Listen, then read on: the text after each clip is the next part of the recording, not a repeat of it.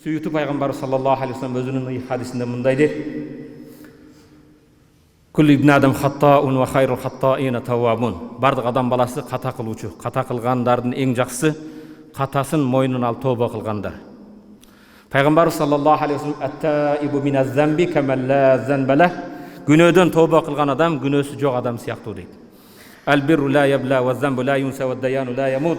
И'мал ма ши'т кама тадину тудан. Пайгамбар саллаллаху алейхи вассалам жакшылык эч качан унутулбай, чирибейт, жок болбойт. Жамандык эч качан унутулбайт. Жакшылыктын сыйлыгын, жамандыктын жазасын берүүчү Аллах Таала эч качан өлбөйт. О бенде, укканыңды айттым, пайгамбар айтат: кааласаң жакшы жолго түшүп, Аллах Тааладан соон сыйлыгын алгын, кааласаң жаман жолдо жүрүп, кыяматта жазасын алгын дейт.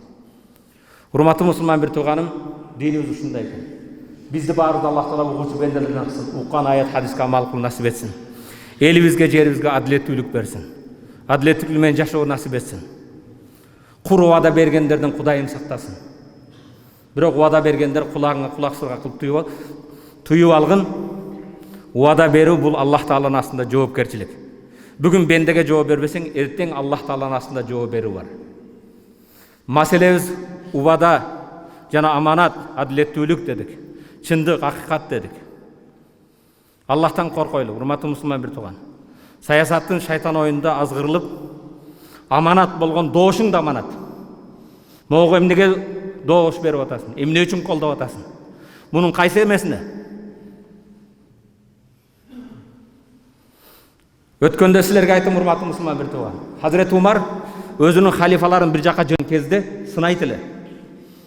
Хазирети Умар падыша бүгүнкү тил менен бир жерге ишенимдүү өкүл кылып жөнөтүп жатып, Хазирети Умар балдарынын кучагына алып мээримдүү кылып өөп жатса, келип падыша бала эркелетип, бала өбөс го дейт. Мен мына дейт. Менде падышалык сыпат бар дейт. Менде эркектик сыпат бар дейт. Мен бала өппөймүн, бала эркелетпеймин дейт. Хазирети Умар жазган буйрук приказын алып жыртып салат да, балдарына мээримдүүлүк кылбаган элине мээримдүүлүк кылабы дейт. Сен эчтемеге жарабайсың дейт. Отур дейт, эч жака барбайсың дейт. Кээ бирлер өзүнүн үйүндө бир жакшылык кыла албаган, үйүнө бир иман нерсени бере албаган, үйүндө бир адилеттүүлүк тургуза албаган сени жыргатып, кыйратып коймокпу?